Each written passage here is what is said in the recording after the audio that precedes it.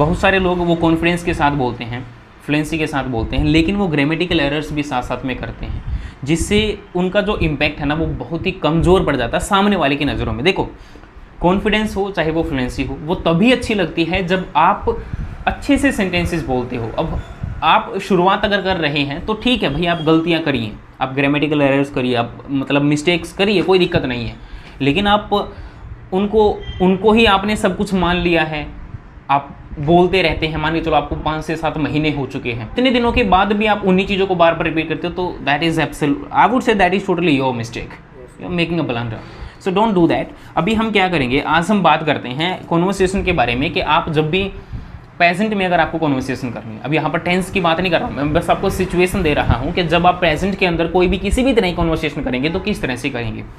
देखो, सबसे पहले हम बात करेंगे, आपने, अगर मैं आपसे सिंपल क्वेश्चन करता हूँ, आपने कभी देखा है कि जब हम कुछ ऐसा बोलते हैं कि यार काम है ना चल रहा है, कार्य प्रगति पर है, जैसे आपने कभी देखा है, जैसे एक सेकेंड, किसी भी सड़क के ऊपर ना एक बोर्ड लगा होता है जहाँ पर लिखा होता है वर्क ऑन प्रोग्रेस, कार्य प्रगति पर है, आपने कभी देखा है ऐसा बोर्ड? तो उसका मतलब क्या होता है, work is going on, work is on progress.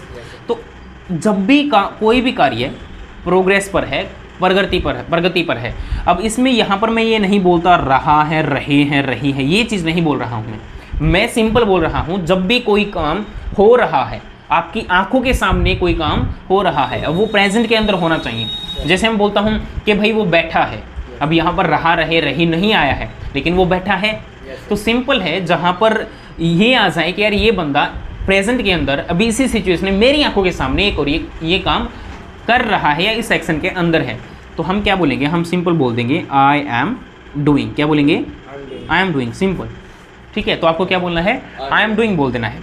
जैसे मैं बोलता हूँ कि भाई अगर तुम कोई कार्य करते हो, मतलब तुम कोई कार्य कर रहे हो, रहा है, रहे पर मत जाना, मैं तो बस आपको एक बस बोला ही ऐसे जाता है, तो हम क्या कर सकते हैं, तो सिंपल यू आर डूइंग बोल देंगे। क्लियर है? यहाँ पर कोई ये नहीं सीखना भाई प्रेजेंट कॉन्टिन्यूस है, भाई यहाँ पर तो इज़ मारा जाएगा, वर्ब की फर्स्ट फॉर्म के साथ आईएनजी लगाओ, या भाई ये फोर्थ फॉर्म लगाओ, फिफ्थ, ऐसा नहीं भाई। I am doing, simple, you are doing, simple है।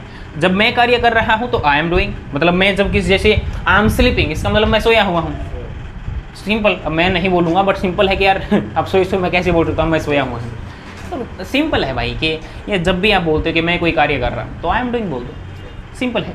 जैसे मैं बोलता हूँ, अब मैं आपको एक सिचुएशन देता हूँ। एक होता है हर्ल, हर्ल का मतलब होता है उछालना, हर्ल का मतलब होता है, जैसे आपने देखा ना बच्चे को उछालना, पेन को उछालना, जैसे पेन उछालना तो hurl the pen, hurl the baby. एक होता है सिक्के को उछालना, तो हर्ल द कॉइन, जैसे कोई भी मैच शुरू होने से पहले क्या होता है, सिक्का उछालते हैं, तो सिक्का उछालने को बोलते हैं हर्ल द कॉइन। हर्ल का मतलब क्या होता है? उछालना। तो अब मैंने डूइंग बोला तो हर्ल की जगह पे हर्लिंग हो जाएगा। मैं बोलता हूँ मैं उछाल रहा हूँ कोई भी चीज़, आई एम हर्लिंग, ठीक है। अगर मैं बोलता हूँ तुम कोई चीज़ उछाल रहे हो तो यू आर हर्लिंग। क्लियर हो गया? सिंपल। अगर मैं अब ये बोल दूँ कि भाई मैं सिक्का ही उछाल रहा हूँ, मान के चलो, तो मैं बोलूँगा I am hurling the coin. तुम उछाल रहे हो तो you are hurling the coin. Clear है? आसान है, बिल्कुल आसान है, इसमें टेंशन नहीं लेनी, बिल्कुल बेसिक से सिखा रहा हूँ आपको, ठीक है, तो कि आप गलती ना करो, ठीक है। देखिए अब हम बात करते हैं, जैसे एक होता है back the room. Back the room का मतलब होता है कि गलत का साथ देना। हल मतलब उछालना होता है, बैक द रूम का मतलब होता है गलत का साथ देना। जैसे आपने देखा, बोलते हैं अरे भाई तू गलत का साथ दे रहा है, बता रहा हूँ तुझे, तू फंसेगा, तू गलत का साथ दे रहा है, तो गलत के साथ देने को बोलते हैं बैक द रूम।